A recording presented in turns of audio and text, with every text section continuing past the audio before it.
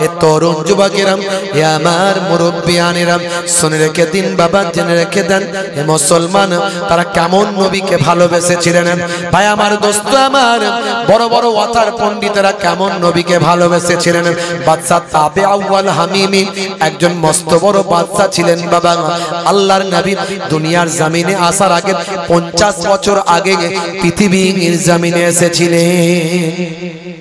বাদশা তাবে আউয়াল হামিমি পৃথিবীর জমিনে এসেছিলেন। এক সময় তিনি তার লোক লস্কর সঙ্গী সাথী সবাইকে নিয়ে ভ্রমণ করতে শুরু করলেন। সবাইকে নিয়ে তিনি ভ্রমণ করতে শুরু করলেন। সারা পৃথিবী ভ্রমণ করবেন। বিশাল সৈন্যবহর, তার বিশাল সৈন্যবহর নিয়ে সারা পৃথিবী ভ্রমণ করছে। সারা পৃথিবী ভ্রমণ করছে। অসংখ্য ঘোড়া, অসংখ্য হাতি, অসংখ্য লোকবল জনবল। হে তরুণ যুবকেরা, তৎকালীন যুগের একজন বনাঢ্য বাদশা, বাদশা তাবে আউয়াল হামিমি বাবা, আল্লাহর নবী ভাই আমার জন্মের 50 বছর আগে পৃথিবীর জমিনে তিনি পদার্পণ শুরু করলেন, ভ্রমণ করতে শুরু করলেন। ভ্রমণ করতে করতে করতে করতে আরবের জমিনে মক্কা নগরীতে গিয়ে পৌঁছালেন। যেখানেই রাজা গেছেন সব জায়গায় মানুষ রাজা মশাইকে চিনতে পেরেছে, বাদশাকে চিনতে পেরেছে, তাকে স্যালুট জানিয়েছে, সম্মান করেছে, তার কাছে স্বাগতম ওয়েলকাম জানিয়েছেন। এক্সেপ্ট ব্যতিক্রম একটাই জায়গা, তিনি মক্কা নগরীতে যখন পৌঁছালেন, কাবা ঘরের সামনে কাছাকাছি যখন পৌঁছালেন, কাবা ঘর এলাকার খাদেমেরা তাকে সম্মান জানালো না।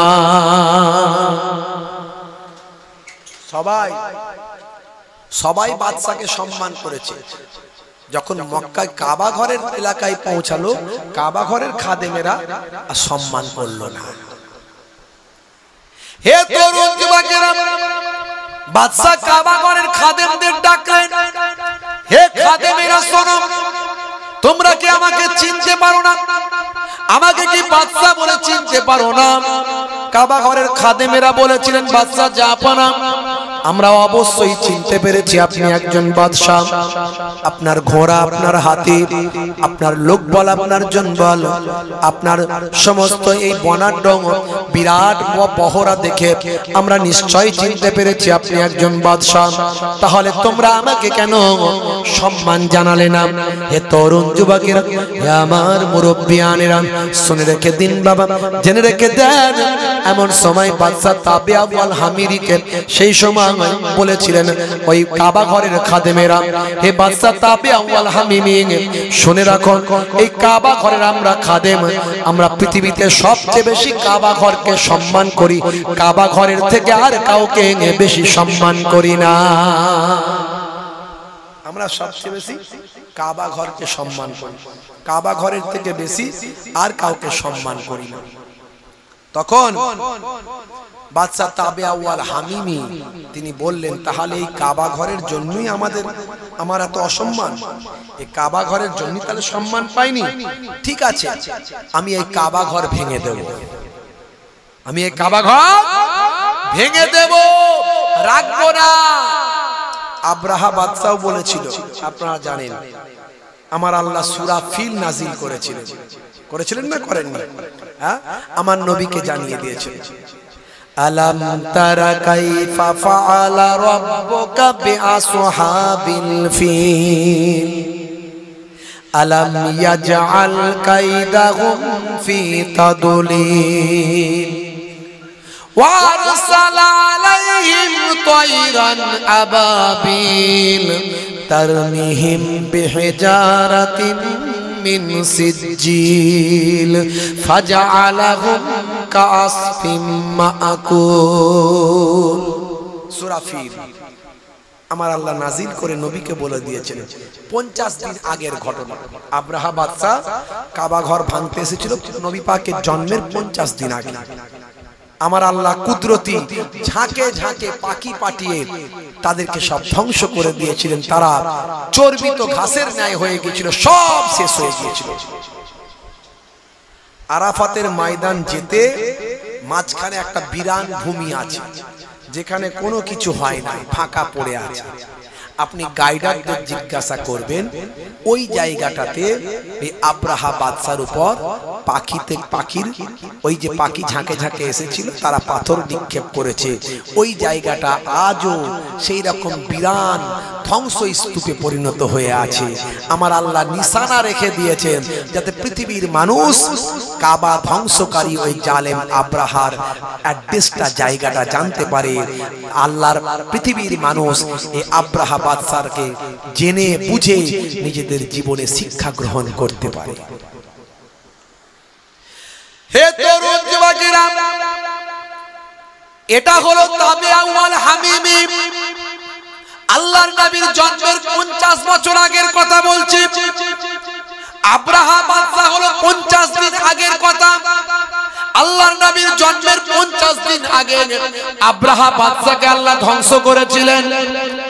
আর আল্লাহর নবী পৃথিবীর জমিনে আগমন করার 50 বছর আগে তাবিয়া ওয়াল হামিমি কাবা ঘরের সামনে এসেছিলেন। কাবা ঘর এলাকার মানুষেরা খাদেমেরা বাদশাকে সম্মান না করার কারণে তিনি বললেন আমি কাবা ঘর ভেঙে ফেলব। যখনই বলেছে আমার আল্লাহ নারাজ, ওই বাদশার মুখ থেকে হদহদ করে রক্ত বের হতে শুরু করলো। হদহদ করে রক্ত বের হতে শুরু করলো। 36 ইঞ্চি ছাতি 16 ইঞ্চি হয়ে গেল। বুঝতে পারছেন? হে তরুণ যুবকেরা, যত কবিরাজ হাকিম যা আছে সব লাগানো হলো, কোনোভাবেই মুখ থেকে রক্ত ওঠা তার বন্ধ হলো না। বন্ধুরা আমার, তরুণ যুবকেরা আমার, বাদশার আলেম ওলামাদের প্রতি বিশ্বাস কম, ডাক্তারদের প্রতি, হাকিম কবিরাজদের প্রতি বিশ্বাস বেশি। যখন সব কবিরাজ ফেল, সব হাকিম ফেল, তখন এবার বলছেন বাবা আলেম ওলামাদের ডাকো, তাওরাত ইনজিলের পণ্ডিতদের ডাকো। এতদিন পর্যন্ত তেমন বিশ্বাস ছিল না, ওই নাম কাওয়াস্তে পেছনে নিয়ে ঘুরে বেড়াতো কিছু আলেমকে, কিন্তু গুরুত্ব দিত না, অত সম্মান তাদের দিত না। আজকে ঠেলায় পড়ে আলেমদের ডাকতে শুরু করলো।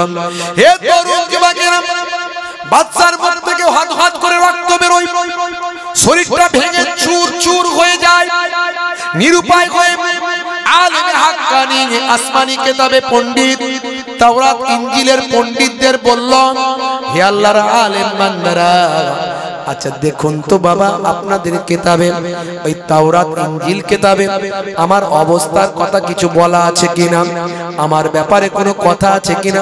এরকম শাস্তি যে আমার হয়েছে, এই যে মুখ থেকে রক্ত উঠতে শুরু করেছে, কেন এটা হঠাৎ করে হলো? এমন কি এমন ঘটনা ঘটলো যে কোনো ওষুধে কাজ হয় না? এরকম কোনো শাস্তির কথা, এরকম কোনো ঘটনা কি ওই তাওরাত ইনজিল কিতাবে লিপিবদ্ধ আছে? আল্লাহর আলেম বান্দারা, তাওরাত ইনজিলের পণ্ডিতেরা কিতাব খুলতে শুরু করলেন। খুলে খুলে খুলে খুলে খুলে খুলে খুলে খুলে তারা বললেন যে কাবা শরীফের উপরে আপনি যে বিদ্রুপ কথা বলেছেন, আল্লাহর ঘর বাইতুল্লাহ সম্পর্কে যদি কেউ খারাপ কথা বলে, তার জবানটা আমার আল্লাহ তাকে শাস্তি দেবেন, বিপদ দেবেন, যে কোনো ভাবে, বর্তমান এখন হোক পরে হোক, আমার আল্লাহ তাকে বিপদে ফেলবেন। আর এটাই সেই কারণে হয়েছে যে আপনি কাবা ঘর ভেঙে ফেলতে চেয়েছেন, সঙ্গে সঙ্গে তার অ্যাকশনটা লেগেছে, আপনার মুখ থেকে রক্ত ওঠা শুরু হয়েছে। এটা কাবা ঘরের কারণে হয়েছে। কাবা ঘর আল্লাহর বাইতুল্লাহ, এই কাবা ঘরকে কেউ যদি অসম্মান করে, কাবা ঘরের বিরুদ্ধে কটূক্তি করে, সে এখন হোক আর পরে হোক শাস্তি ঠিক পাবে। তা আপনারটা কারেন্ট হয়ে গেছে, আমরা বুঝতে পেরেছি। ডাইরেক্ট তো আর আপনার নাম লেখা থাকবে না, কিন্তু এই রকম বয়ান আমরা পাচ্ছি। হে তরুণ যুবকেরা, বাদশা তাবে সেই সময় বলল, ও আল্লাহর আলেম বান্দারা, আপনারা যখন রোগটা ধরেছেন, রোগের ঔষধটা কি আছে তখন বলেন। সেই সময় আলেমে হাক্কানিরা বলেছিলেন, হে বাদশা জাহাপনা, এই রোগের ঔষধটাও এখানে লেখা আছে। যারা কাবা ঘরের সঙ্গে বিয়াদবি করবে, যারা আল্লাহর সঙ্গে বিয়াদবি করবেন, তাদেরকে মাফ চাইতে হবে, ক্ষমা চাইতে হবে, তওবা করতে হবে। আর যেন এমন কথা কখনো না বলে। ও বাদশা জাহাপনা, আপনাকে এক কাজ করতে হবে, কাবা শরীফের সামনে গিয়ে হাজিরা দিতে হবে। কাবা শরীফের দরজার চৌকাটে আপনার নাক আর কপালটা লাগিয়ে বারবার ক্ষমা চাইতে হবে, আমার আল্লাহর কাছে ইস্তেগফার চাইতে হবে। আমার আল্লাহ যদি রাজি হয়ে থাকেন, আপনাকে যদি মাফ করেন, ক্ষমা করেন, তবে আপনার বাঁচার রাস্তা, আপনার মুখের রক্তটা বন্ধ হয়ে যাবে। আমার আল্লাহ চাইলে তবে হবে। এটাই একমাত্র ঔষধ, দুনিয়ার কোনো ঔষধ কাজে লাগবে না। আমরা অনেক ক্ষেত্রেই ডাক্তারের কাছে ছুটে যাই। আমার দাদাজানের কাছে একজন মানুষ এসেছিল, বুঝতে পারছেন, একজন বড় পুলিশ অফিসার, বড় পুলিশ অফিসার, নাম বলবো না, অ্যাড্রেস বলবো না বাপ, বড় পুলিশ অফিসার এসেছিল। তার পাটা ফুলে কলা গাছ হয়ে গেছে। কত ডাক্তার কত কি করেছে, কোনো কাজ হয়নি, কোনো কিছুতে কাজ হয়নি। কার কাছ থেকে শুনে তখন এসেছে হুজুর কেবলা, শুনি বললেন, বাবা না হক করে কাউকে লাথি মেরেছো? হ্যাঁ, না হক করে কাউকে লাথি মেরেছো?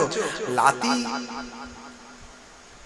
যাকে তাকে মারছো কোনো অসুবিধা নেই, কিন্তু যদি অরিজিনাল কোনো লোককে মেরে ফেলেছে তো বিপদ আছে। হ্যাঁ, অরিজিনাল কোন আল্লাহওয়ালা মানুষ, খাঁটি সোনা, খাঁটি সোনাই যদি আঘাত করে ফেলেছো তো বিপদ আছে।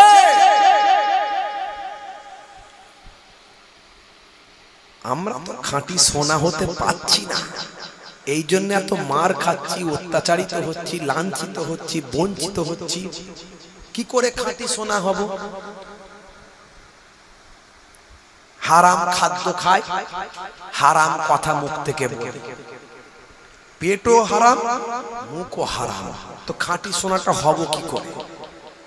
কিন্তু ওরই মাঝখানে দুই একটা পাকাল মাছের মতো আছে, কাদায় থাকে বটে, কাদা কিন্তু গায়ে লাগে না। তাদেরকে যদি আঘাত করে দিয়েছ তো বিপদ আছে। হ্যাঁ, অত সহজ নয়। এই রকম ঘটনা অনেক নমুনা আছে বাপ। তো হুজুর বললেন, বাবা একটু খেয়াল করো তো, কাকে অন্যায় ভাবে লাথি মেরেছো, কোন সেই রকম ব্যক্তিকে। হ্যাঁ,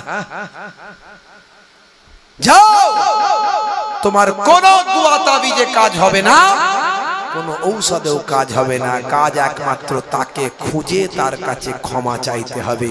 সে যদি মাফ করে তবে আল্লাহ ভালো করবে। এটা দুনিয়াবি অসুখ নয়, আল্লাহ প্রদত্ত আসমানি অসুখ। বুঝতে পারছেন? কোথায় ভেলো টেলো সব ঘুরে ফেলে, কাজ আর হয় না।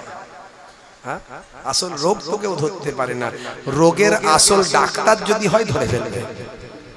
আসল রোগের ডাক্তার হতে হবে, তবে ধরবে, না ধরতে পারবে না। হে তরুণ যুবকেরা, হে আমার বন্ধুরা, শুনে রেখে দিন বাবা, জেনে রেখে দেন। এমন সময় বাদশাকে তখন ভাই আমার আলেমে হাক্কানিরা বললেন, কষ্ট হচ্ছে আপনাদের, একটু হ্যাঁ হু দেন, কষ্ট হচ্ছে, শেষ করে দেবো, শেষ করে দেবো, রাত অনেক হয়েছে। কি গো, বলবো না শেষ করবো? আচ্ছা, কারা কারা চান না হাত তুলে দেখান। আমি বলেছি কারা কারা চান না হাত তুলে দেখান। আপনারা দ্বিতীয়বারে বুঝতে পেরেছেন, প্রথমবারে মনে হয় বুঝতে পারেন।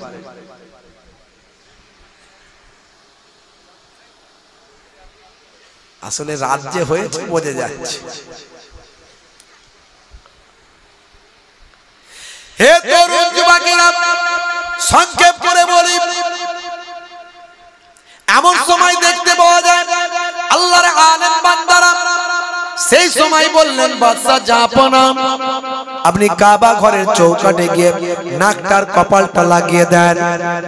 নাকটার কপালটা লাগিয়ে বারবার বারবার আল্লাহর কাছে ইস্তেগফার করেন, ক্ষমা চান, মাফ চান। আমার আল্লাহ যদি খুশি হয়ে যান, আপনার তওবাকে যদি কবুল করেন, তাহলে আপনার মুখ থেকে রক্তটা, এই আসমানি গজবটা বন্ধ হয়ে যাবে। বাদশা বললেন, চলো বাবা, এবার আলেম ওলামাদের প্রতি ভরসা বেড়ে গেছে, সব সময় কাছে কাছে রাখছে, তোমরা আমার কাছে থাকো বাবা, সব ফেল হয়ে গেছে তো এখন এইটাই একমাত্র সম্বল, তোমরা আমার কাছে থাকো, চলো বাবা চলো, আমাকে ধরে নিয়ে চলো। বাদশার খাদেমরা ধরে নিয়ে গেল, পাশে আলেম ওলামারা যাচ্ছে। হে তরুণ যুবকেরা, এমন সময় কাবা ঘরের সামনে গিয়ে চৌকাঠে গিয়ে কপাল আর নাকটা লাগিয়ে দিয়ে বাদশা তাবিয়া ওয়াল হামিমি আল্লাহ তাআলার দরবারে ইস্তিগফার করতে লাগলেন। আয় আমার রব, আয় আমার মাবুদ, আমি ভুল করেছি, অন্যায় করেছি, না জেনে না বুঝে তোমার কাবা ঘর ভেঙে দেব বলেছি, তোমার কাবা ঘরের খাদেমদের হত্যা করব বলেছি, তুমি নারাজ হয়েছ, আমার জবান দিয়ে রক্ত বের করা শুরু করেছ, আসমানি গজব আমাকে দিয়েছ, এখন তুমি ছাড়া আর ভালো করার কেউ নাই, কোন ডাক্তার কবিরাজ সব ফেল হয়ে গেছে, ঔষধ ফেল, আমাকে ক্ষমা করে দাও, আমাকে যদি ক্ষমা করো আমি তোমার ঘর আমি হেফাজত করব, আর তোমার ঘরের যারা খাদেম আছে তাদের আমি খুশি করে দেব, তাদের যেভাবে দুঃখ দিয়েছিলাম তাদের আমি মুগ্ধ করে দেব। হে তরুণ যুবকেরা,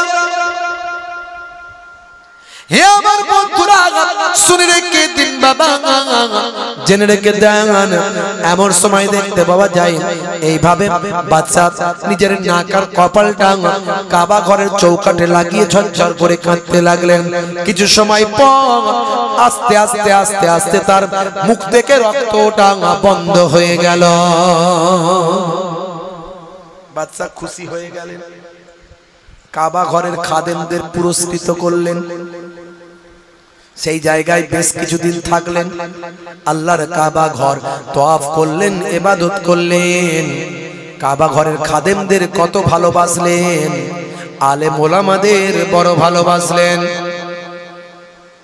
হে তরুণ যুবকেরা, সেই জায়গা ছেড়ে এবার বাদশা যাচ্ছেন অন্যদিকে, প্রায় কম বেশি প্রায় 500 কিলোমিটার যাবার পরে একটা শহর পড়লো বাবা, সেই শহরটা বেশ শান্ত শহর, সেই শহরটা বেশ মনোরম শহর, সেই শহরে গেলে যেন প্রাণটা ঠান্ডা হয়ে যায়।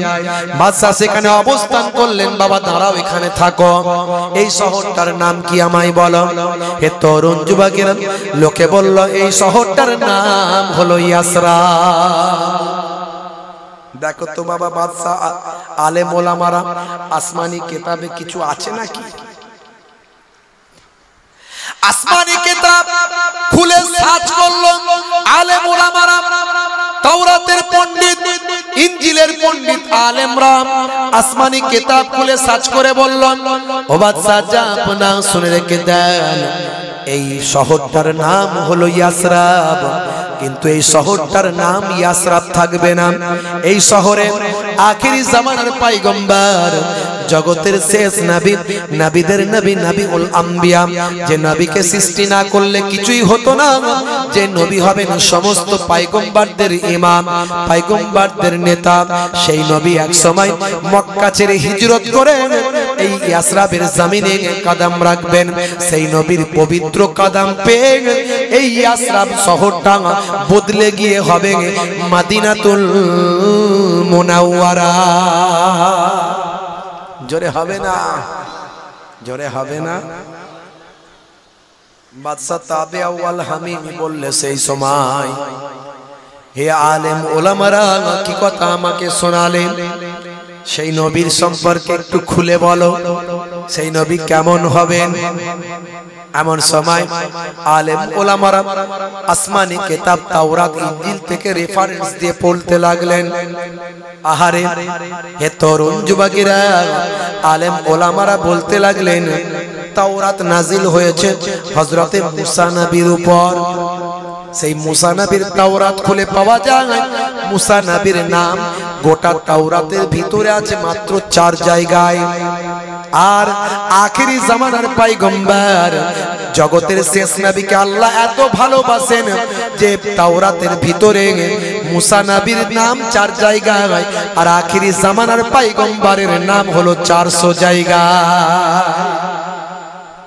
সেই নবী হবেন দয়ার নবী, রাহমাতুল লিল আলামিন হবেন, সেই নবী হবেন কুল কায়নাতের নবী। সেই নবীর তুলনা পৃথিবীর জমিনে হয়নি আর হবে না। হে তরুণ যুবকেরা, সেই নবীর কথাবার্তা শুনতে লাগলেন। যত শুনেন তত মুগ্ধ হয়ে যান বাদশাহ।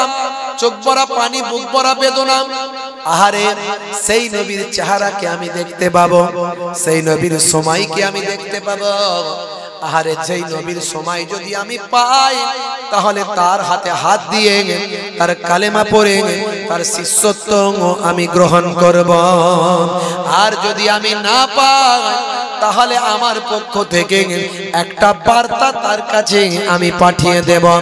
সেই তৎকালীন যুগে ইয়াসরাবের নেতা তাকে ডাক দিয়ে বললেন, হে বাবা ইয়াসরাবের লিডার, ইয়াসরাবের নেতা, কে আছো বাবা, আমার কাছে এসো, আমি তোমাকে একটা চিঠি লিখে দিতে চাই। একটা চিঠি দেব, একটা মাটির সরা পাত্র, কাঁচা মাটির পাত্র একটা তৈরি করে নিয়ে এসো। কাঁচা মাটির সরা একটা তৈরি করে নিয়ে এসো পাত্র। সে কাঁচা মাটির পাত্রতে তিনি চিঠি লিখলেন। তিনি লিখলেন, আসসালামু আলাইকুম ইয়া রাসূলুল্লাহ, আসসালামু আলাইকুম ইয়া হাবিবাল্লাহ, ও আখিরি জামানার পয়গম্বর, জগতের শেষ নবী। আমি অধম বাদশা তাবে আউয়াল হামিমি, আমি একজন আপনার গোলাম। আপনার জামানা যদি আমি পাই, তাহলে আপনার হাতে হাত দিয়ে কালেমা পড়ব। আর আপনার জামানা যদি না পাই, তাহলে আমি আপনার কাছে এই চিঠির মাধ্যমে ঈমান খানা আনছি। কাল কিয়ামতের দিনে হাসরের ময়দানে আমি তাবে আউয়াল হামিমিকে আপনি ভুলে যাবেন না। এটা লিখে দিয়ে বললেন, এটা পুড়িয়ে নাও। এই কাঁচা মাটির চিঠিটাকে পুড়িয়ে নাও। পুড়িয়ে তুমি হলে নেতা, তোমার আন্ডারে রাখো। তোমার পরে যে নেতা হবে তার কাছে যেন আমার চিঠিটা চলে যায়। তাকেও বলে দিও এই চিঠি যেন আখিরি জামানার নবী পর্যন্ত পৌঁছায়। যতদিন না আখিরি জামানার নবী আসে, ততদিন আফটার জেনারেশন, নেতার পর নেতা, তারপর নেতা, হ্যান্ড ওভার হয়ে হয়ে হয়ে হয়ে যেন আমার চিঠিটা আখিরি জামানার পয়গম্বর পর্যন্ত যায়। জোরে হবে না? জোরে হবে না? কেমন নবীর আশিক একটু দেখুন তো। নবী না দেখে কেমন নবীর আশিক। আমরাও তো নবী দেখিনি, কতটা আশিক হতে পেরেছি। বুকে হাত দিয়ে চিন্তা করুন। হে তরুণ যুবকেরা, হে আমার বন্ধুরা, শুনে রেখে দিন বাবা, জেনে রেখে দেন। এমন সময় দেখতে বাবা যান, তিনি সেই জায়গা থেকে বিদায় নিলেন। আল্লাহর নবী যখন, হে তরুণ যুবকেরা, 622 খ্রিস্টাব্দে মক্কা ছেড়ে যখন মদিনায় হিজরত করলেন, মদিনায় গিয়ে দয়ার নবী আমার সবচেয়ে আগে নেতার কাছে আওয়াজ দিয়ে বললেন, হে মদিনার নেতা, কে আছো বাবা, আমার কাছে আমার ভাই বাদশা তাবে আউয়াল হামিমির চিঠিখানা এনে দাও। আমার নবীকে আমার আল্লাহ আগে জানিয়েছে। জোরে হবে না? জোরে হবে না? আর জোরে হবে না? বন্ধুরা আমার, তরুণ যুবকেরা আমার, আমার নবীর কি শান, কি ইজ্জত আমার আল্লাহ দিয়েছেন, কি মর্যাদা আমার আল্লাহ দিয়েছেন। মুসলমান ভাইরা আমার, সেই নবী যদি আপনি পেয়ে যান, আপনার আর কিচ্ছু লাগবে না। সেই নবী যদি আপনি পেয়ে যান, আর কিচ্ছু লাগবে না। হে রাসূল, তোমায় ভালোবাসি, অন্তরে শুধু মুখে না, জান্নাতের আশায় নয় হে রাসূল, জাহান্নাম কেউ ডরি না। জান্নাতের আশায় নয় হে রাসূল, জাহান্নাম কেউ ডরি না। তোমার পাওয়া আশা মন ছুটে যায় মদিনায় তোমার পাওয়ার আশায় মন ছুটে যায় মদিনায় এ আশিকে দিদার দাও না একবার দেখা দাও না এ আশিকে দিদার দাও না আর দূরে থাকিও না হে রাসূল তোমায় ভালোবাসি অন্তরে শুধু মুখে না জান্নাতের আশায় নয় হে রাসূল জাহান্নাম কেউ ডরি না। আমার নবীকে যদি পান জান্নাত জাহান্নাম আপনার কিছু লাগবে? কিছু লাগবে না। নবী পেয়েছেন, সব পেয়ে গেছেন, আবার কি লাগবে? কিচ্ছু লাগবে না। তোমার ওই নাম শুনিলাম এই চোখে দেখলাম না তোমার ওই নাম শুনিলাম ওই চোখে দেখলাম না এই সুর যদি শুনে থাকো একবার দেখা দাও না এই সুর যদি শুনে থাকো একবার দেখা দাও না হে রাসূল তোমায় ভালোবাসি অন্তরে শুধু মুখে না জান্নাতের আশায় নয় হে রাসূল জাহান্নাম কেউ ডরি না। কত আশিক যায় মদিনা তবরাও যায়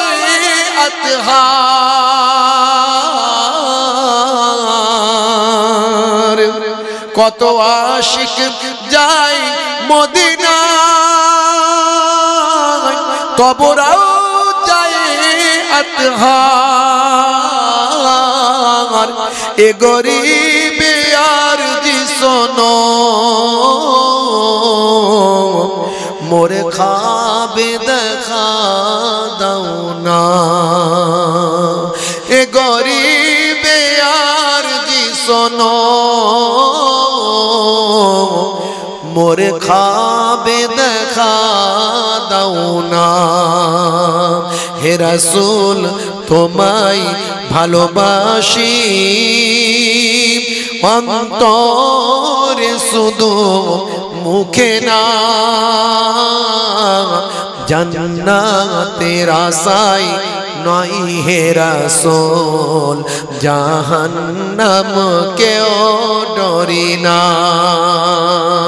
জান্নাতের আশায় নয় হে রাসূল জাহান্নাম কেউ ডরি না।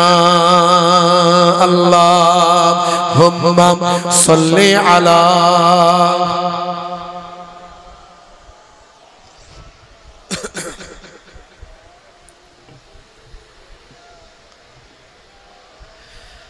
সেই নবীর আশিক হয়ে যান বাপ, তবে সেই নবীর আশিক হলে নামাজ ছাড়তে পারবেন না, নামাজ বাদ দিয়ে হতে পারবেন না।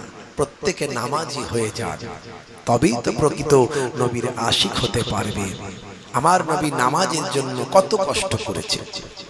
হে যুবকেরা, মুরব্বিয়ানেরা, আর কেন বাপ? এ দুনিয়া ক্ষণস্থায়ী, পরকাল চিরস্থায়ী। কত মানুষের মৃত্যু তুমি তোমার চোখের সামনে দেখেছো। কত মানুষের জানাজায় অংশগ্রহণ করেছো, কত মানুষকে কবরস্থ করেছো, কত মানুষকে কাফন পরতে দেখেছো। কেন?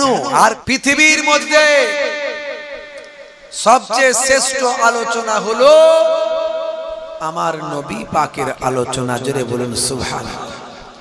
আমার আল্লাহ কোরআন মাজিদের ভিতরে বলেছেন ওয়ারাফা'না লাকা যিকরাক, হে নবী আপনার আলোচনাকে আমি সর্বোচ্চ মর্যাদা দান করেছি। জোরে বলুন সুবহানাল্লাহ। হে তরুণ যুবকেরা, হে আমার বন্ধুরা, শুনে রেখে দিন বাবা, জেনে রেখে দেন হে মুসলমান, আমার নবীর আলোচনাটা হলো শ্রেষ্ঠ আলোচনা, সর্বোচ্চ আলোচনা হলো আমার নবীর আলোচনা। সেই নবী আমার বলছেন হে দুনিয়ার মানুষ শোনো, ভাইরা আমার তরুণ যুবকেরা, হে তরুণ যুবকেরা, মুরব্বিয়ানেরা, আমার আল্লাহ কোরআন মাজিদে অন্য জায়গায় আবার ঘোষণা করলেন হে দুনিয়ার মানুষ শুনে রেখে দাও, তুমি যদি শ্রেষ্ঠ মানুষে পরিণত হতে চাও, তুমি যদি সত্যি সত্যি আশরাফুল মাখলুকাতে পরিণত হতে চাও, তাহলে তোমাদের কাছে আমি একটা মডেল পাঠিয়েছি। সেই মডেলটার অন্য কিছু নয়, সেই মডেলটা হলো আমার আপনার রাসূল। আমার আল্লাহ কোরআন মাজিদের ভিতরে বললেন লাকাদ কানা লাকুম ফি রাসূলিল্লাহি উসওয়াতুন হাসানা। বলুন না, তোমাদের জন্য তোমাদের নবীর মধ্যে আছে উত্তম আদর্শ। সেই নবীকে তোমরা যদি মেনে চলো, তোমরা পৃথিবীর শ্রেষ্ঠ মানুষে পরিণত হতে পারবে। সেই নবী পাকের আমরা উম্মত, আমাদের মর্যাদা অনেক, আমাদের মর্যাদা, আমাদের শান অনেক। সেই নবী পাকের আমরা উম্মত। হে তরুণ যুবকেরা, হযরতে মুসা কালিমুল্লাহর জামানায় মুসা নবীর উম্মত জিজ্ঞাসা করছে, ও আমাদের নবী, আপনি হলেন বনি ইসরাইল যুগের শ্রেষ্ঠ নবী, আপনার জামানার মানুষ অনেক দিন বাঁচে, আপনার পূর্ববর্তী যে সমস্ত নবীরা এসেছেন সেই সমস্ত নবীদের উম্মত যারা, তাদের উম্মতেরা অনেক দিন বাঁচে, কিন্তু আপনি বলছেন আখিরি জামানার পয়গম্বর যিনি আসবেন তার উম্মতেরা বেশি দিন বাঁচবে না। আচ্ছা হুজুর, তার উম্মতরা যদি অল্প দিন বাঁচে, তাহলে কবে বিয়ে শাদী তাদের হবে, আর কবে তাদের সন্তান সন্ততি হবে, আর কবে তারা ইবাদত বন্দেগী করবে? আমাদের ভারতবর্ষে মানুষের গড় বয়স হলো 60 বছর। কত বছর? 60 বছর। আমার গলাটা একটু চেপে আছে, বুঝতে অসুবিধা হচ্ছে না তো? একটু বুঝে নেবেন। আর মাইকটা যদি একটু ভালো সাথ দিত তাহলে অতটা অসুবিধা হতো না। ভাইকে তো দুবার করে বললাম। তো যাই হোক, এইভাবে একটু ম্যানেজ করে নিয়ে চলে যেতে হবে। আপনাদের একটু শুনে নিতে হবে, আমাকে একটু বলতে হবে, বুঝতে পারছেন? তো যাই হোক ভাইরা আমার, তো গড় আয়ু হলো 60 বছর। তার মধ্যে 20 বছর শুধু বুদ্ধি হতে সময় লাগে। কি কথা ঠিক না ভুল বলে? আমাদের বুদ্ধি হতে 20 বছর সময় লাগে। তারপর বিয়ে শাদী, প্রতিষ্ঠিত হওয়া, সংসার ধর্ম করা, এই করতে করতে সংসারে প্রতিষ্ঠিত হওয়া, সন্তানদের মানুষ করা, এই করতে করতে 40 পার। বাকি রইল 20 বছর। এই 20 বছরে কতটুকু ইবাদত হবে? আগের যুগে নবীদের উম্মতেরা বাঁচতে 500 বছর, 700 বছর, 800 বছর। হ্যাঁ, এমনকি এক ব্যক্তির রওয়ায়াত এসেছে, পাওয়া যায়, ভাইরা আমার, ইবনে উলুক, হ্যাঁ, আমি এই নিয়ে বক্তব্য রেখেছি, 3500 বছর বেঁচেছিল। বুঝতে পারছেন? অনেকগুলো নবীদের জামানা পেয়েছিল সে। এই ওয়াজ আমি করে দিয়েছি, ইন্টারনেটে আছে। আমরা এই অল্প দিনের জিন্দেগিতে মুসা কালিমুল্লাহর উম্মতেরা বলছে আখেরি জামানার পয়গম্বরের উম্মতেরা কি করে ইবাদত বন্দেগী করবে, কখন বিয়ে শাদী করবে, কখন সংসার ধর্ম করবে। হে তরুণ যুবকেরা, হে আমার বন্ধুরা, শুনে রেখে দিন বাবা, জেনে রেখে দেন। হে মুসলমান, একটু লক্ষ্য করুন। এমন সময় দেখতে পাওয়া যায় হযরতে মুসা কালিমুল্লাহ সেই সময় বলেছিলেন, শোনো হে আমার উম্মতেরা, শুনে রেখে দাও, আখিরি জামানার পয়গম্বরের কত সম্মান, কত ইজ্জত। আখিরি জামানার পয়গম্বরকে নবীদের নবী বানানো হয়েছে, নবীদের ইমাম বানানো হয়েছে। শুধু তাই নয়, সেই নবীর উম্মতের কত মর্যাদা।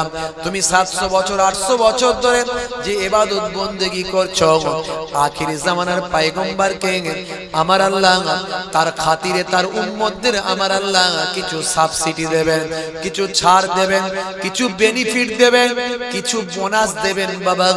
তারা এক একটা রাত ইবাদত করবে, আর তোমাদের 1000 রাত ইবাদত করার থেকেও বরং বেশি ইবাদত হয়ে যাবে।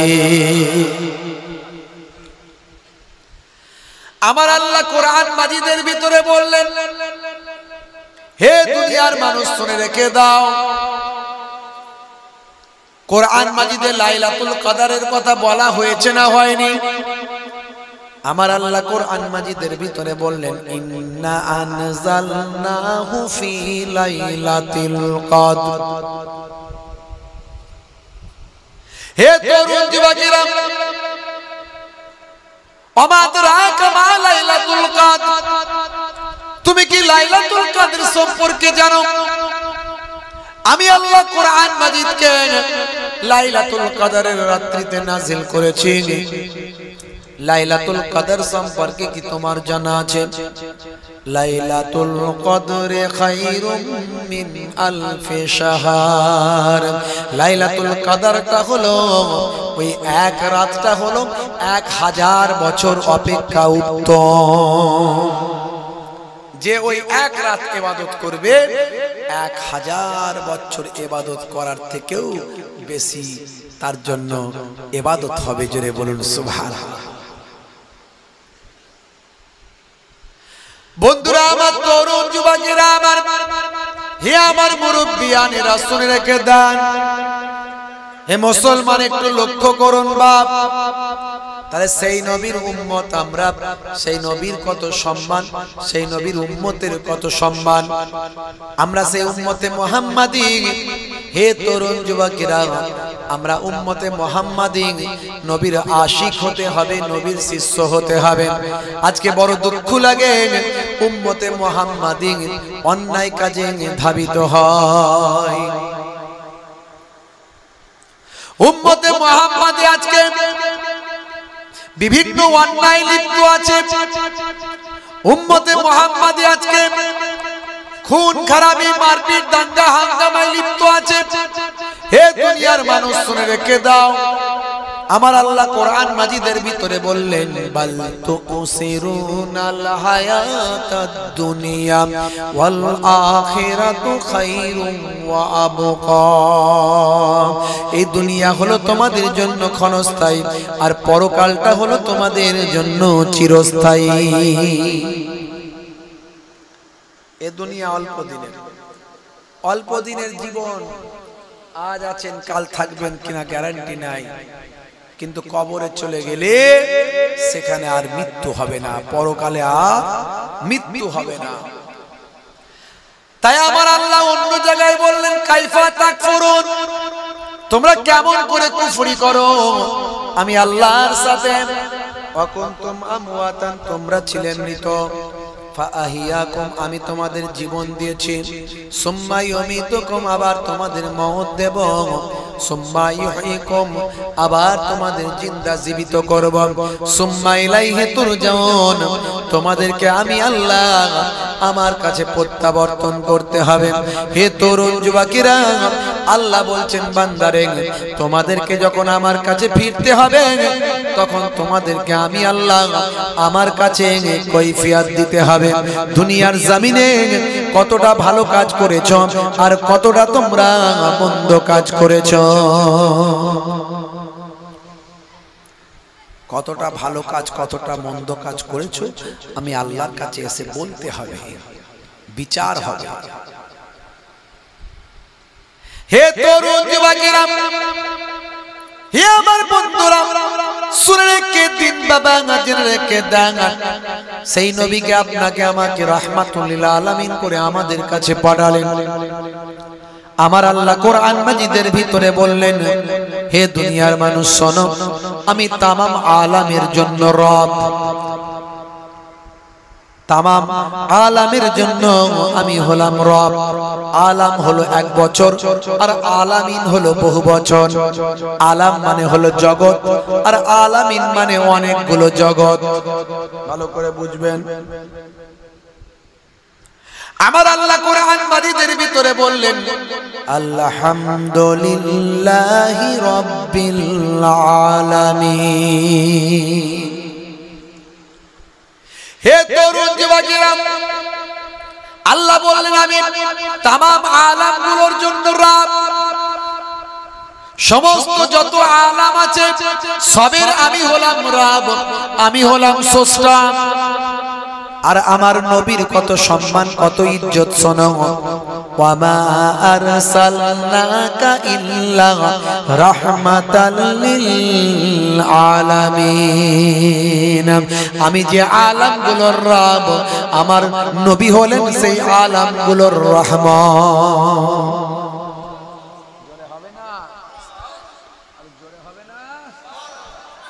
ভাইরা আমার, তরুণ যুবকেরা আমার, মুরব্বিয়ানেরা আমার, সেই নবীকে আমাদের কাছে পাঠালেন রহমত করে।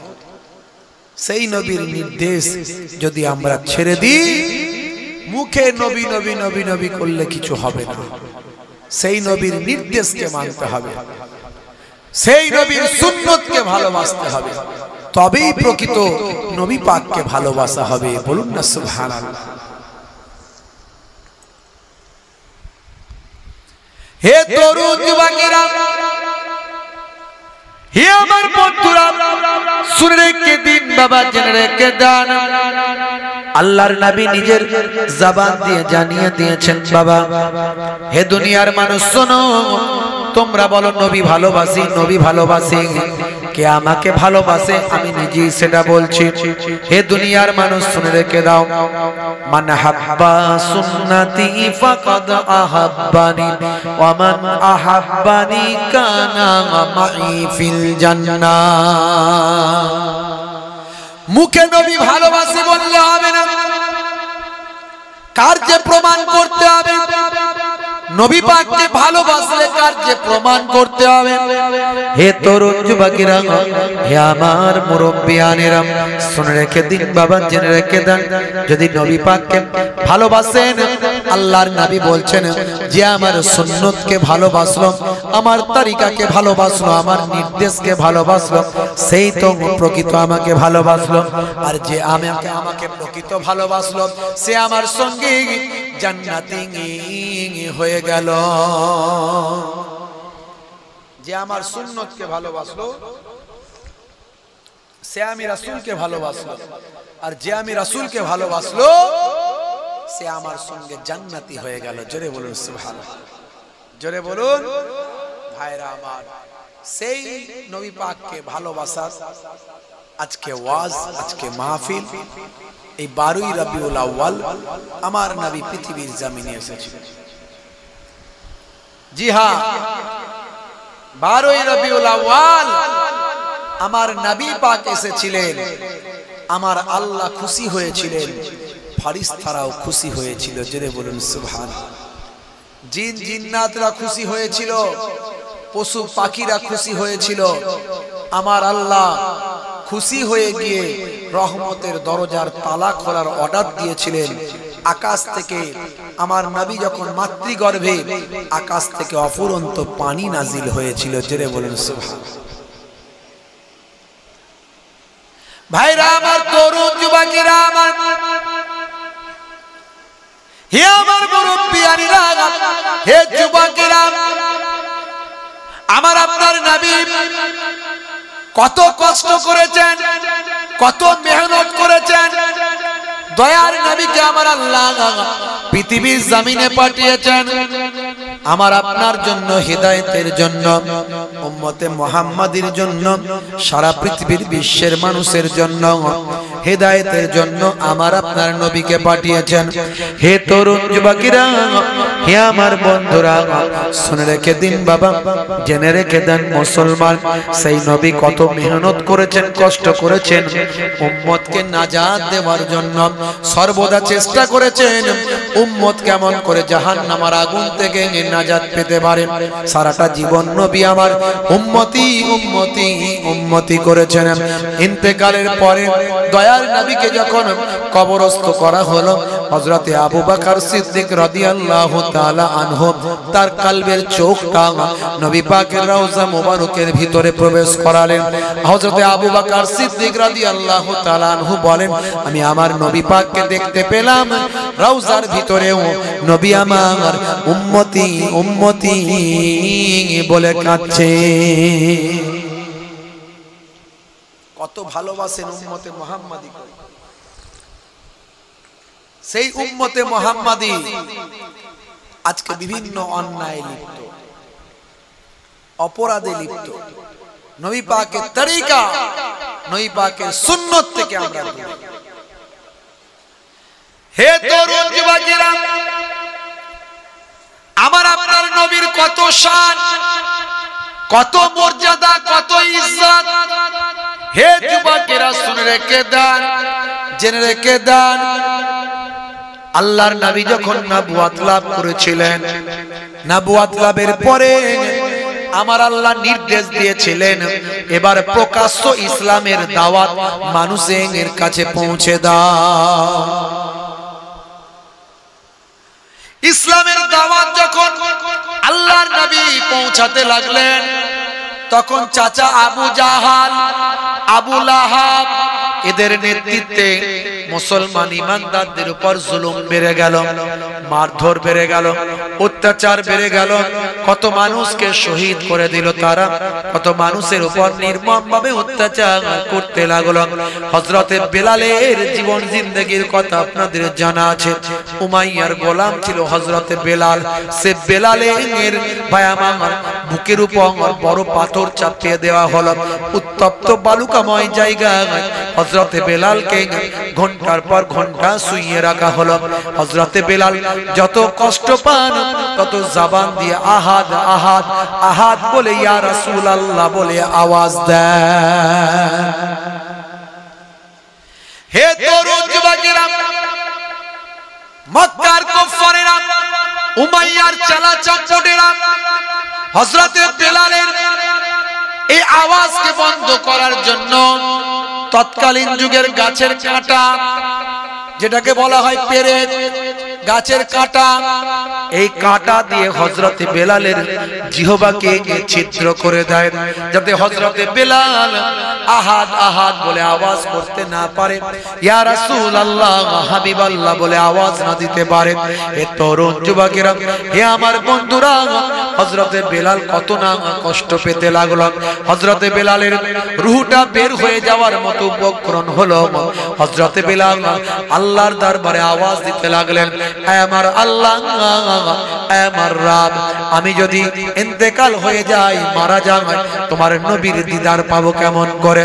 কেমন করে আমি ইসলামের নির্দেশগুলো মেনে চলবো? তুমি আমার বুকের পাথরকে আসান বানিয়ে দাও।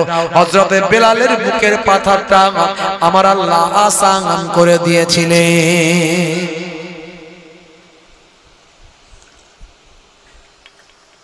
কত অত্যাচার!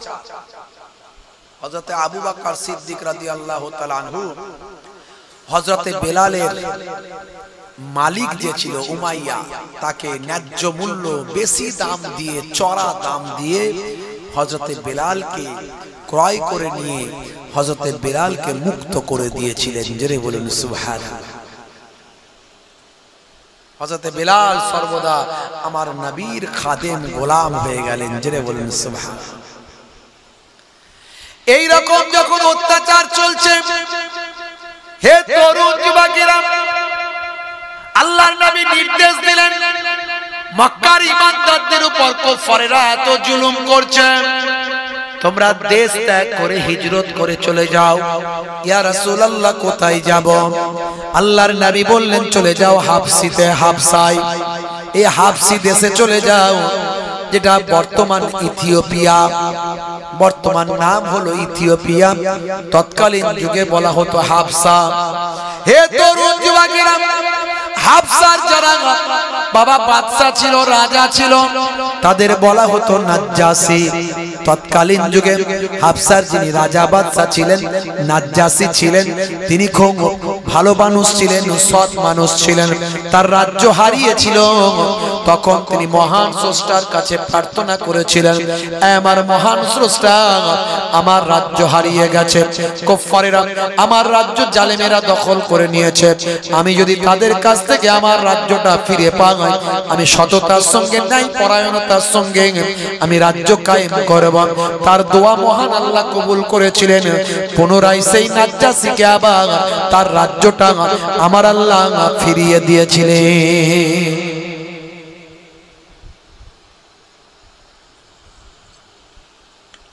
চলে গেলেন আল্লাহর নবীর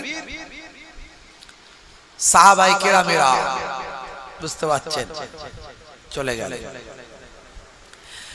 বন্ধুরা আমার, তরুণ যুবকেরা আমার, হে আমার মুরব্বিয়ানেরা, হে যুবকেরা, শুনে রেখে দিন বাবা, জেনে রেখে দেন, প্রায় 100-এরও বেশি মানুষ চলে গেলেন হিজরত করে মক্কার কুফফারদের অত্যাচার থেকে বাঁচার জন্য হাবশাতে চলে গেলেন, হাবশি দেশে চলে গেলেন। বাবা, এ তরুণ যুবকেরা, মক্কার কুফফারে কুরাইশরা, আবু জাহিল, আবু লাহাবের দলেরা পরের দিন যখন জানতে পারলাম, কয়েকদিন পরে যখন জানতে পারলাম, গোপনে মক্কা থেকে 100-এরও বেশি মানুষ, যারা সম্ভ্রান্ত ব্যক্তি, যারা অনেক উচ্চ সম্প্রদায়ের ব্যক্তি, যারা সম্পদশালী ব্যক্তি, মক্কার সম্পদশালী ব্যক্তি, মক্কার গর্ব, তারা এই দেশ হিজরত করে তারা হাবশাতে চলে গিয়েছে।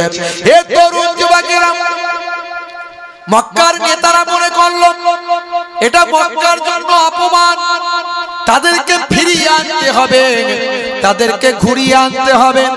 তাই দুইজন নেতা ফিট করলো, যে নেতা দুটোকে পাঠালো হাবশাতে, হে তরুণ যুবকেরা, যাও যাও, তোমরা হাবশায় গিয়ে আমাদের এই লোকগুলোকে ফিরিয়ে নিয়ে আসো।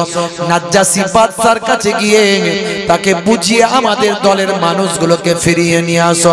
হে তরুণ যুবকেরা, হে আমার মুরব্বিয়ানেরা, তাদের মধ্যে একজন হলো আমর বিন আস, আর একজন হলো অন্য একজন সম্ভ্রান্ত ব্যক্তির সন্তান, যুবক এক ভাই। এইরকম দুইজন কুফফারে কুরাইশ, তৎকালীন যুগে তারা ঈমান তখনও আনেননি বাবা। তারা গেলেন হাবশাতে গিয়ে ওই কয়েক 100-এরও অধিক মানুষকে ফিরিয়ে আনার জন্য। আমর বিন আস আর একজন হলেন কুফফার এক নেতার সন্তান, দুইজন মিলে চলে গেলেন। ভাইরা আমার, পথে অনেক ঘটনা, সংক্ষেপে বলছি, লম্বা চওড়া নয়। এমন সময় কুরাইশরা জানে হাবশি দেশের মানুষদের মক্কার পশুর চামড়া বড় পছন্দ, কারণ পশুর চামড়াটা অনেক টেকসই হয়। মক্কার পশুর চামড়া শুষ্ক ওয়েদারে অনেক টেকসই হয় এবং অনেক মূল্যবান এবং দামি। তাই এই দুইজনের সঙ্গে অনেক মূল্যবান পশুর চামড়া তারা পাঠালো, যাও হাবশি দেশে চলে যাও, সেখানকার রাজা বাদশাদের উপঢৌকন দেবে। রাজার যারা মন্ত্রী উজির নাজির তাদেরকে উপঢৌকন দিয়ে হাত করবে, যে কোনো মূল্যে আমাদের সম্মান বজায় রাখতে হবে। ওই 100 অধিক যারা চলে গেছে মুহাজির তাদেরকে তোমরা ফিরিয়ে নিয়ে আসবে। হে তরুণ যুবকেরা,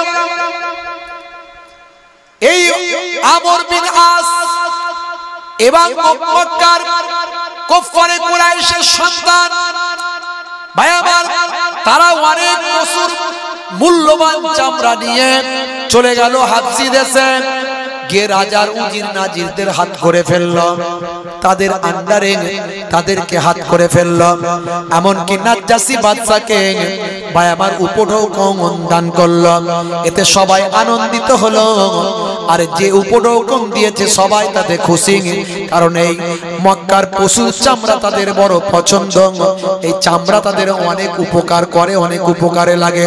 হে তরুণ যুবকেরা, সেই সময় এই আমর বিন আসের নেতৃত্বে নাজ্জাসী বাদশার কাছে উজির নাজিরদের মাধ্যমে বাদশার কাছে বলা হলো যে 100 অধিক যে মেহমান এসেছে আমাদের দেশে, এই মেহমানগুলোকে ফেরানোর জন্য মক্কার কুরাইশরা তাদের প্রতিনিধি পাঠিয়েছেন।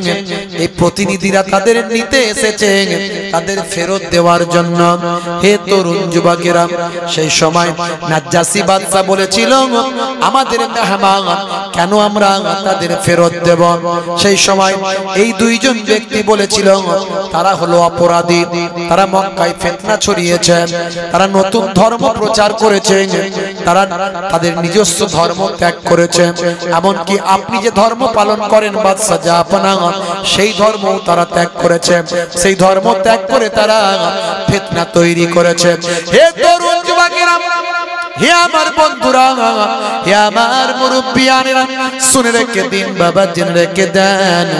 এমন সময় ভাই আমার মুসলমানদের পক্ষ থেকে যে 100 অধিক প্রতিনিধি যারা ছিল তাদের পক্ষ থেকে হযরতে জাফর বিন আবু তালিব আল্লাহর নবীর চাচাতো ভাই হযরতে জাফর রাদিয়াল্লাহু তাআলা আনহুকে প্রতিনিধি নেতৃত্বের দায়িত্ব দেওয়া হলো। সেই সময় হযরতে জাফর রাদিয়াল্লাহু তাআলা আনহু তাদের যুক্তিকে খণ্ডন করলেন, বললেন আমরা যদি মক্কার জমিনে যদি ফিতনা ছড়াই তাহলে আমরা তো হলাম ফিতনাকারী। ফিতনাকারী মানুষ মক্কা ছেড়ে চলে এলেন, মক্কার মানুষের জন্য সেটা তো অনেক ভালো, তাহলে আপনারা কেন আমাদেরকে আবার নিয়ে যাওয়ার জন্য এসেছেন? এইভাবে বিভিন্ন যুক্তি দিয়ে খণ্ডন করতে লাগলেন তাদের কথা। হে তরুণ যুবকেরা, সেই সময় নাজ্জাসী বাদশা বলল আসল ব্যাপারটা আমাকে খুলে বলো, আসল কথাটা আমাকে খুলে বলো, কেন এদেরকে নিয়ে যেতে চাও? নাজ্জাসী বাদশা তিনি হকপন্থী মানুষ ছিলেন এবং নাসারা ধর্ম মেনে চলতেন, নাসারা ধর্ম মেনে চলতেন, হকপন্থী মানুষ ছিলেন। বন্ধুরা আমার, তরুণ যুবকেরা আমার, সেই সময় যত রকমের কথা বলা হয়েছিল সব কথাগুলোকে হযরতে জাফর বিন আবি তালিব রাদিয়াল্লাহু তাআলা আনহু আল্লাহর নবীর চাচাতো ভাই, সে কাফেলার নেতা ছিলেন, তিনি সব খণ্ডন করে নাজ্জাসী বাদশাকে বুঝিয়ে দিলেন। হে তরুণ যুবকেরা, হে আমার মুরব্বিয়ানেরা, এমন কি বলতে লাগলেন হযরতে জাফর সেই সময় বলেন ও বাদশা জাহাপনা, শুনে রেখে দেন, জেনে রেখে দেন, এই যে মক্কা দুইজন কুফারে কুরাইশ এসেছে, এরা আপনাকে ভাই আমার সিজদা করেছে, আমরা সিজদা করিনি। এরা আমাদের বিরুদ্ধে আপনার কাছে নালিশ করেছেন, আমরা কেন সিজদা করলাম না? যাতে করে আপনি আমাদের প্রতি ক্ষুব্ধ হয়ে যান, আপনি আমাদের প্রতি বিরূপ হয়ে যান। শুনে রাখুন বাদশা নাজ্জাসী, আমরা একমাত্র আল্লাহ ছাড়া পৃথিবীর আর কোনো মানুষের কাছে সিজদা করি না। একটু খুলে বলো তো বাবা, তোমরা কি বলতে চাও? এমন সময় হযরতে জাফর রাদিয়াল্লাহু তাআলা আনহু বাদশা নাজ্জাশীকে বলেছিলেন, শুনুন, আমাদের আরবের জমিনে একজন পয়গম্বর এসেছেন, তিনি হলেন আখিরি জামানার পয়গম্বর। তিনি আমাদেরকে শিক্ষা দিয়েছেন ইবাদত হবে একমাত্র আল্লাহর, পৃথিবীর আর কারো ইবাদত করা চলবে না, একমাত্র ইবাদত হবে আল্লাহ। তবে মনে রাখবেন, সেই আল্লাহর নির্দেশ হলো চুরি করবে না, খুন করবে না, জেনা ব্যভিচার করবে না, অত্যাচার করবে না, জুলুম করবে না, মানুষে মারপিট দাঙ্গা হাঙ্গামা করবে না। হে তরুণ যুবকেরা, আল্লাহর নবীর নির্দেশগুলো সেই নাজ্জাশী বাদশাকে শোনাতে লাগলো। নাজ্জাশী বাদশা এই কথাগুলো শুনে মুগ্ধ হতে লাগলো। হে তরুণ যুবকেরা, হে আমার মুরব্বিয়ানেরা, শুনে রেখে দিন বাবা, জেনে রেখে দেন। এমন সময় নাজ্জাশী বাদশাকে হযরতে জাফর সেই সময় বললেন, সেই আমাদের প্রফেট নবীর উপর আসমানি কিতাব আল কোরআন নাজিল হয়। জোরে হবে না? জোরে হবে না? আল্লাহর নবী আল্লাহ রাসূলের কথা শুনে, আসমানি কিতাবের কথা শুনে বাদশা নাজ্জাশী বললেন, শুনুন, আচ্ছা আপনি আমাকে কয়েক লাইন আসমানি কিতাব থেকে শোনান তো দেখি। হে তরুণ যুবকেরা, হে আমার মুরব্বিয়ানেরা, সেই সময় হযরতে জাফর রাদিয়াল্লাহু তাআলা আনহু সূরা মারিয়াম থেকে কয়েকটি আয়াতে কারিমা তেলাওয়াত করলেন। সূরা মারিয়াম থেকে আয়াতে কারিমা তেলাওয়াত করাতে বাদশা নাজ্জাশী মুগ্ধ হয়ে গেলেন। বাদশা নাজ্জাশী বলেন, আপনার কোরআনের কথা যা লেখা আছে আমার আসমানি কিতাবেও তো তাই লেখা আছে। আমি মুগ্ধ হলাম। আমি আসমানি কিতাব পড়ে দেখেছি তিনি আখিরি জামানার পয়গম্বর হবেন, তিনি এইভাবেই তো জীবন যাপন করবেন। আমি মুগ্ধ হয়ে গেলাম। হে বাবা, শুনে রেখে দেন, আমি আখিরি জামানার পয়গম্বরের হাতে আমি এখনই ঈমান গ্রহণ করলাম। হে মক্কার কুরাইশরা, তোমরা আমাদের মেহমানকে নিয়ে যেতে পারবে না। যদি মেহমানের উপর সামান্য অত্যাচার করো তোমাদেরকে শাস্তির আওতায় আনব। আর সারা দেশের মাঝখানে ঘোষণা করে দাও, আমার এই মক্কার মেহমানদের উপর যদি কেউ সামান্য টর্চারিং করে, খারাপ আচরণ করে, তার জন্য 4 দিরহাম তাকে ফাইন লাগাবো। 4 দিরহাম তৎকালীন ফাইন। এতটাই নাজ্জাশী বাদশা নবীর সাহাবায়ে কেরামদের ভালোবেসে ফেললেন। সেই সময় হযরতে জাফর রাদিয়াল্লাহু তাআলা আনহুকে বললেন, 4 দিরহাম কম হবে না, আর একটু বাড়াবো? তখন হযরত জাফর রাদিয়াল্লাহু তাআলা আনহু বললেন, এটা একটু কমই হয়ে গেল, আর একটু বাড়ালে ভালো হতো। যদি আমাদের সঙ্গে কেউ খারাপ ব্যবহার করে, এই হাবশার মানুষ, তাহলে তার ফাইন 4 দিরহাম থেকে বাড়িয়ে তখন নাজ্জাশী বাদশা ঘোষণা দিলেন 8 দিরহাম করা হলো। বুঝতে পারছেন বন্ধুরা আমার, তরুণ যুবকেরা আমার, আমি এই বক্তব্যের দ্বারা এটাই বোঝাতে চাইছি, আমার নবীকে তৎকালীন যুগের রাজা বাদশারা পর্যন্ত মেনে নিয়েছে। আমার নবীর আখলাকে তারা মুগ্ধ হয়েছে, আমার নবীর নির্দেশে তারা মুগ্ধ হয়েছে, আমার নবীর চাল চলনে কথাবার্তায় তারা মুগ্ধ হয়েছে। সেই নবী আপনাকে আমাকে শিখিয়েছে হিংসা করো না, সেই নবী আপনাকে আমাকে শিখিয়েছেন মানুষকে হত্যা করো না। একজন মানুষকে হত্যা করা, একটা নিরীহ মানুষকে হত্যা করা মানব জাতি হত্যা করার সমান। সেই নবী আপনাকে আমাকে শিখিয়েছেন স্ত্রীর সঙ্গে খারাপ আচরণ করো না। মনে রাখবে কাল কিয়ামতের দিনে স্ত্রীর সার্টিফিকেট ছাড়া কোনো স্বামী জান্নাতে যেতে পারবে না। সেই নবী আমাদের শিখিয়েছেন, আমি যদি কাউকে সিজদা করার অনুমতি দিতাম তাহলে পৃথিবীর সমস্ত নারীদের বলতাম তোমরা তোমাদের স্বামীর পায়ে সিজদা করবে। হে তরুণ যুবকেরা, সেই নবী আমাদের শিখিয়েছেন পিতামাতাকে সামান্য যদি দুঃখ দাও তোমার ইবাদত বরবাদ হয়ে যাবে। পিতামাতার পায়ের তলায় সন্তানের জান্নাত, হুমা জান্নাতুকা ওয়া নারুকা। হে দুনিয়ার যুবক, শুনে রেখে দাও, ইজহাব ফাআকরিমহা ফাইনাল জান্নাতা তাহতা রিজলাইহা। যাও তোমার মায়ের সম্মান করো, কারণ তোমার মায়ের পায়ের তলায় তোমার জান্নাত। জান্নাত। সেই নবী আপনাকে আমাকে শিখিয়েছেন, সেই নবী আপনাকে আমাকে শিখিয়েছেন, মেহমান যদি বাড়িতে আসে মেহমানকে সামান্য কিছু হলেও না খাইয়ে ছেড়ে দিও না। শুধু তাই নয়, মেহমান যখন আসবে মেহমানের সঙ্গে কেউ না কেউ একজন দুজন মেজবান হয়ে যাবে। দেখবেন কত সুন্দর কথা বলেছেন। যদি তোমার পেট ভরে থাকে, মেহমানের সঙ্গে খাবার যদি ক্ষমতা তোমার না থাকে, তাহলেও আমি নির্দেশ দিচ্ছি মেহমানের সঙ্গে খাবার অভিনয় করবে যেন তুমি খাচ্ছ। অন্তত হাতটা লাগিয়ে একটু একটু করে নেবে, খাবে, যাতে মেহমান বুঝতে পারে মেজবান খাচ্ছে। আর মেজবান যদি খায় মেহমানের খাওয়ার আগ্রহটা ঠিক থাকবে। না হলে মেহমান মেজবান না খাওয়ার কারণে ভুকা অবস্থায় থাকতে পারে, না খেয়ে পরিতৃপ্ত নাও হতে পারে। হে তরুণ যুবকেরা, তোমার মেহমান যেন পরিতৃপ্ত হয় তার জন্য তুমি তার সঙ্গে খাওয়া দাওয়া করো।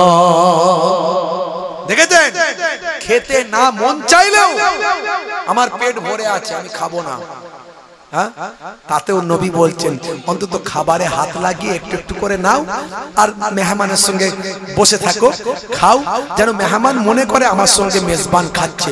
তাহলে সে পরিতৃপ্ত হয়ে খেতে পারবে, তার খেতে সংকোচ হবে না। নবী আমার কি শেখাচ্ছেন ভাবছেন একটু?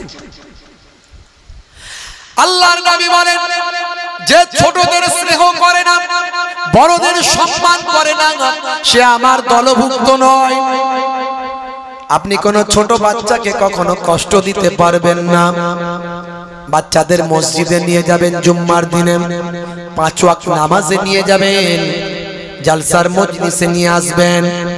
জালসার মজলিসে এতগুলো মানুষ বসে আছেন, যদি বাচ্চা থাকতো, এতগুলো বাচ্চা থাকতো কম করে, বলবেন রাত হয়ে গেছে হুজুর ঘুমিয়ে গেছে। ঠিক আছে, কথা ঠিক আছে, মেনে নিচ্ছি। কিন্তু জলসার মজলিসে মানুষ নিয়ে আসতে চায় না। গেলে বাবা চেঁচামেচি হইচই করবে, খামাখাই ডিস্টার্ব করবে, ওর থেকে বাড়িতে থাক। বাড়িতে আছে মানে সে কার্টুন দেখবে, নালে সিরিয়াল দেখবে, নালে ঘুমাবে, নালে অন্য কিছু করবে। যদি জলসার মজলিসে বসতো তারও কিছু জ্ঞান পারতো। কথা ঠিক না ভুল বলেন? ছোট্টবেলা থেকে বাচ্চাটাকে দিনের তালিম দেবে, মসজিদে নিয়ে গিয়ে শেষ কাতারে তাদের বসিয়ে দেবে। তারা একটু হইচই চিৎকার করলেও তাদেরকে বোঝাবে, কিন্তু বকা দেওয়া যাবে না। যদি ওই বাচ্চাটাকে তুমি বকে দাও, ওই বাচ্চাটা পরের সপ্তাহে জুম্মার দিনে আর সে মসজিদে আসবে না। সেই টাইমটা খেলাধুলা বা মোবাইল দেখে কাটিয়ে দেবে। ভাই, হে তরুণ যুবকেরা, ওই বাচ্চাটা যদি নামাজি হয়ে যায়, আপনি মারা গেলে ওই বাচ্চা তো আপনার কবরের ধারে জিয়ারত করবে। বাপ মারা গেলে সন্তান তার কবরের ধারে গিয়ে জিয়ারত করবে। আল্লাহর নবী বলেন, এমন সন্তান হলো নেক সন্তান।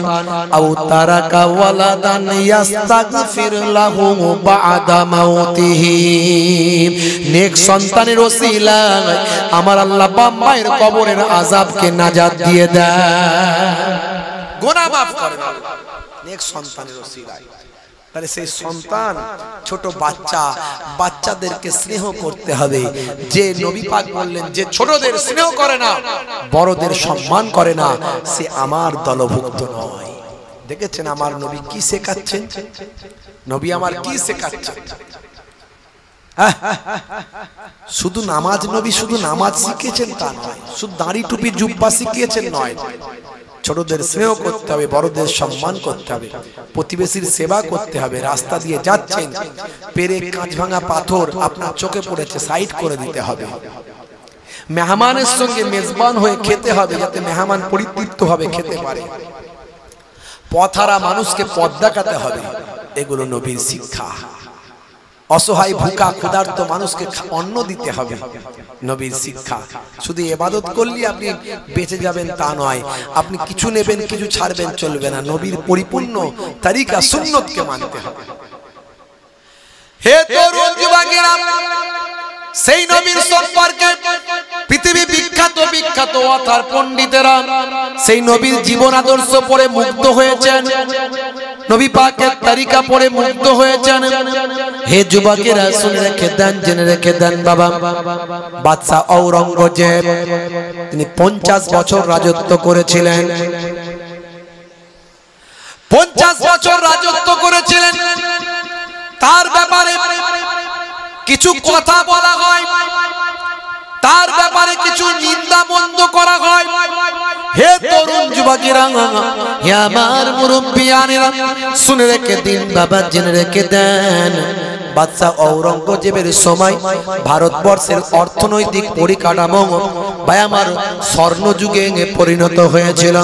অর্থনৈতিক পরিকাঠামো সর্বোচ্চ জায়গায় পৌঁছেছিল এবং রাজ্য বিস্তার ভাই আমার সারা দেশের ভিতর তিনি রাজত্ব কায়েম করেছিলেন।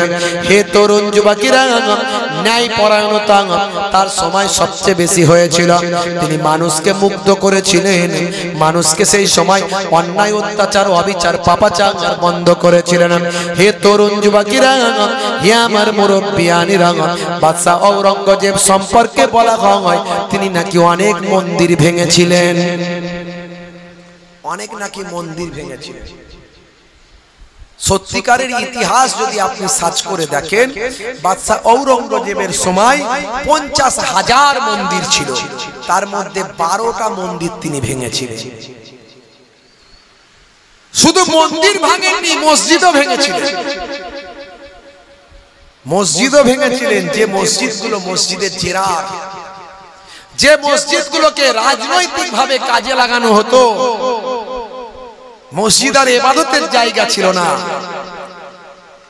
এমনকি মহরমের তাজিয়া বন্ধ করে দিয়েছিলেন মহারাষ্ট্রে। মহরমের তাজিয়ায় 100 জন মানুষ মারা গিয়েছিলেন, তারপর থেকে তাজিয়া বন্ধ। বাদশা ঔরঙ্গজেব যে কাজগুলো করেছিলেন মানুষের উপকারের জন্য করেছিলেন, রাজনৈতিক কারণে করেছিলেন, দেশের জন্য করেছিলেন।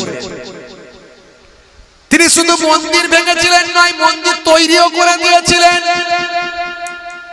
বালাজি মন্দির মহন্ত পালঙ্ক দাস তার হাতে অর্থ দিয়ে বালাজি মন্দির তৈরি করিয়েছিলেন, যাতে করে তাদের ধর্মের মানুষরা সঠিক পথ পাওয়ার জন্য বা ধর্মীয় উপাসনা করার জন্য তারা সেই বালাজি মন্দিরে যেতে পারে। হে তরুণ যুবকেরা, একজন রাজা হিসাবে সর্বধর্মের মানুষের উপর যে গুরু দায়িত্ব আছে, সেই দায়িত্ব তিনি পালন করেছিলেন, রাজধর্ম পালন করেছিলেন। শুধু তাই নয়, হে তরুণ যুবকেরা, হে আমার মুরব্বিয়ানেরা, শুনে রেখে দিন বাবা, জেনে রেখে দিন, সেই সময় তিনি ন্যায় বিচার প্রতিষ্ঠা কায়েম করেছিলেন। বন্ধুরা আমার, তরুণ যুবকেরা আমার, বাদশা ঔরঙ্গজেব এমন একজন সৎ মানুষ ছিলেন, যিনি মাথার টুপি তৈরি করতেন, কিতাব লিখতেন, কিতাব লিখে সেই কিতাব মার্কেটে বিক্রি করাতেন। মাথার টুপি হাতে করে তৈরি করে মার্কেটে বিক্রি করিয়ে সেই টাকা দিয়ে জীবন যাপন করছেন। রাজকোষের অর্থ তিনি তার জীবনে, নিজের জীবনে কখনো ভক্ষণ করেননি। হে তরুণ যুবকেরা, হে আমার বন্ধুরা, হে আমার মুরব্বিয়ানেরা, শুনে রেখে দেন, বাদশা আকবর, বাদশা ঔরঙ্গজেব, বাদশা শাহজাহান, তাদের আমলে অমুসলিমরা 22% মানুষ সরকারি ভাবে চাকরি করত, অমুসলিম 22% চাকরি করত। বাদশা আকবরের সময়, বাদশা শাহজাহানের সময়, কিন্তু বাদশা ঔরঙ্গজেব তিনি তার পার্সেন্টেজ বাড়িয়ে 32% অমুসলিম হিন্দু ভাইদের চাকরি দিলেন।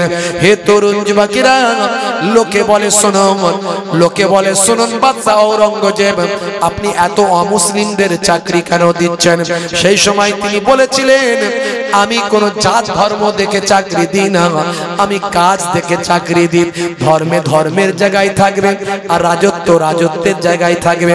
সরকারি চাকরি সরকারি চাকরির জায়গায়, আমি কাজ দেখে চাকরি দিই। আমি কোন ধর্ম দেখে নয়, কর্ম দেখে আমি চাকরি দিই। হে তরুণ যুবকেরা, বাদশা ঔরঙ্গজেব বিশ্বনবীর আদর্শে আদর্শবান হয়েছিলেন, রাজকোষের অর্থ নিজের জীবনে ভক্ষণ করেননি। এরকম অসংখ্য নেতা বাদশার ইতিহাস পাওয়া যায় বাবা। রেহেমে এলে তুমি নূর জেলে আব্দুল্লাহর ওই বাগানে, জোরে হবে না? ওই বাগানের ফুলকলি, ওই বাগানের ফুলকলি ফুটলো সারা ভুবনে, 12 রবিউল আউয়ালে रहमत वाला नबी एलो मोरे, सफात ताज पोरे ज़मीने बरकत एलो मोरे भाई एलो रे, कौसर कौसर वाला नबी एलो मोरे। अल्लाहुम्मा सल्ली अला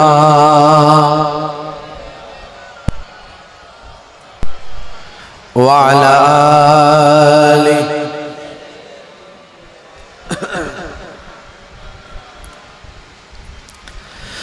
ওই আকাশ বাতাস চন্দ্র তারা খুশিতে তারা মেতেছে, আসমানের হুর ফারিস তারা দেখার তরে উকি মেরেছে। ওই আকাশ বাতাস চন্দ্র তারা খুশিতে তারা মেতে, আসমানের হুর ফারিস তারা দেখার তরে উকি মেরেছে।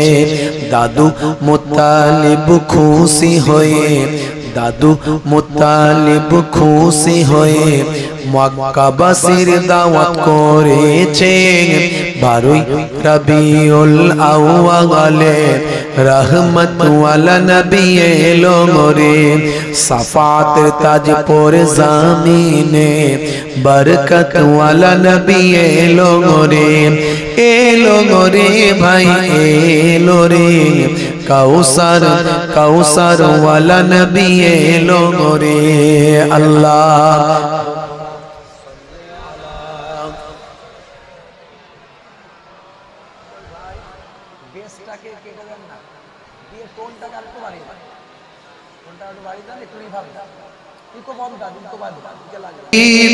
नहीं होती जमीन रमन मैला नहीं होता, जमीन मैली नहीं होती, जमन मैला नहीं होता। मोहम्मद के गुलामों का कफन मैला नहीं होता। अल्लाहुम्मा सल्ली अला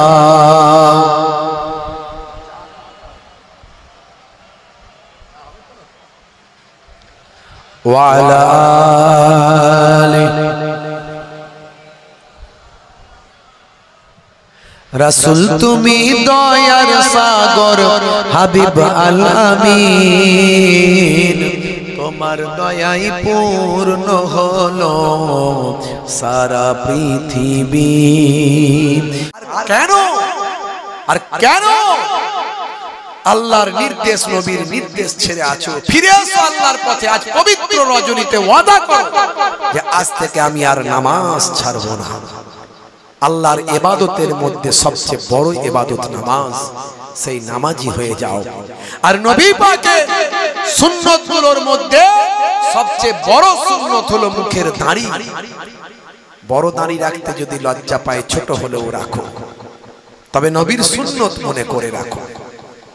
এখন তো দাড়ি ফ্যাশন, নেতারাও দাড়ি রাখছে, মন্ত্রীরাও দাড়ি রাখছে, নায়ক গায়ক খেলোয়াড় প্লেয়াররা দাড়ি রাখছে, বিরাট কোহলি হরভজন সিং লিওনেল মেসিরা দাড়ি রাখছে। তবে তোমার দাড়ি দেখতে ছোট হতে পারে, কিন্তু নবীর সুন্নত মনে করে যদি তুমি রাখো, আজ ইমানি শক্তি একদিন যখন বেড়ে যাবে, তখন মুহিবুল্লাহ হুসাইনির থেকেও বড় দাড়ি হবে। আর ততদিন পর্যন্ত নবীর সুন্নত মনে করে যদি দাড়িটা রাখো, এই অবস্থায় যদি তুমি মারা যাও, কবরে দেওয়ার পরে মুনকার নাকির ফেরেশতা যখন বলবে মান রব্বুকা, দেখতে পাবে তোমার মুখে নবীর সুন্নত বলে দাড়িটা রাখা, হতে পারে ওই দাড়িটাই হবে নাজাতের জারিয়া। জোরে হবে না? আল্লাহ রাব্বুল আলামিন আমাদের নামাজি সুন্নত ওয়ালা বানিয়ে দেন, বলুন আল্লাহুম্মা আমিন। নবী পাকের জীবন জিন্দেগি নিয়ে একটু আলোচনা করলাম, অনেক আলোচনা, কত আলোচনা করব বুঝতে পারছেন বাবা মার, কত আলোচনা করব। আল্লাহ রাব্বুল আলামিন যেটুকু বলালেন একটু বললাম। নবীর আশিক, নবীর প্রেমিক হতে হবে। নবীকে কেমন ভালোবেসেছেন রাজা বাদশা। এর আগে আমি নায়ক, গায়ক, খেলোয়াড়, প্লেয়ার ভাই আমার কত মানুষের, কত সেলিব্রিটিদের উদাহরণ দিয়েছি। আজকে কয়েকটা বাদশার উদাহরণ দিলাম। ভাইরা আমার, সেই নবীকে ভালোবাসুন, তারা পর্যন্ত ভালোবেসেছেন, তারা নবীর শিষ্য হয়েছেন, আজ বেঁচে আছেন, কাল থাকবেন, গ্যারান্টি নাই। আজকেই নিয়ত করে নিন, পাক্কা নিয়ত, সেই নবীর আশিক হয়ে যাব। আল্লাহ রাব্বুল আলামিন আমাদের প্রত্যেককে কবুল ও মঞ্জুর করেন, বলুন আল্লাহুম্মা আমিন, বলুন আল্লাহুম্মা আমিন। প্রত্যেকে 3 বার সূরা ফাতিহা, আলহামদুলিল্লাহ শরীফ, 3 বার সূরা ইখলাস, কুল হুয়াল্লাহ শরীফ, 3 বার দুরূদ শরীফ পাক তেলাওয়াত করেন, আখেরি মোনাজাত করা হবে। মাশাআল্লাহ।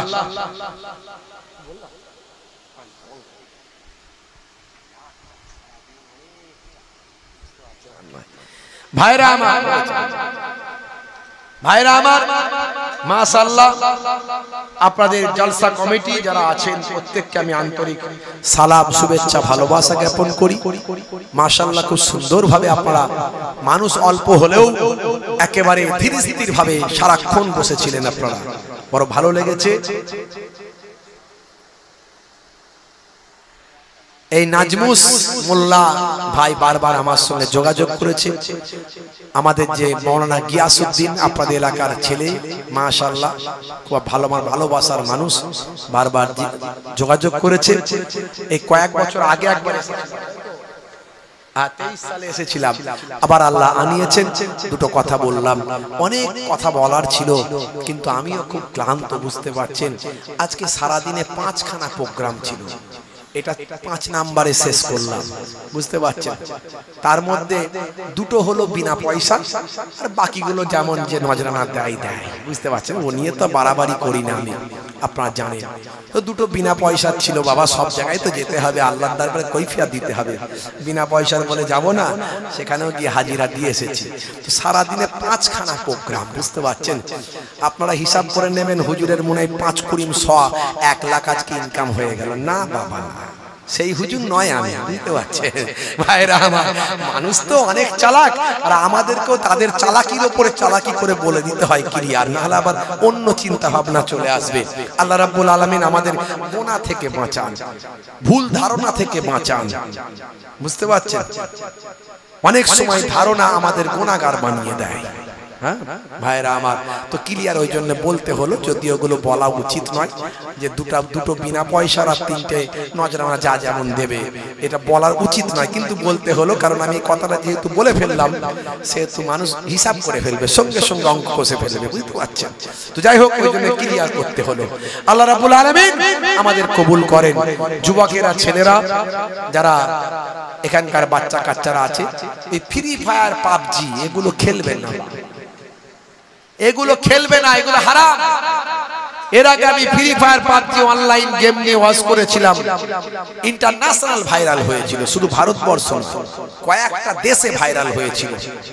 1 থেকে 1.5 মাসের ভিতরে ফ্রি ফায়ার কোম্পানি অ্যাডাম আর ইভের ক্যারেক্টার বন্ধ করেছিল। যারা প্রথম খেলতো তারা জানে, অ্যাডাম আর ইভের ক্যারেক্টার কোম্পানি চেঞ্জ করেছিল। যার কথার কারণে, যার বক্তব্যের কারণে চেঞ্জ হয়েছিল, আমি সে আপনাদের ভাই। আমার বক্তব্য সারা পৃথিবীর বিভিন্ন দেশে বিভিন্ন ভার্সনে চেঞ্জ হয়ে গিয়েছিল। আজও বলে যাচ্ছে।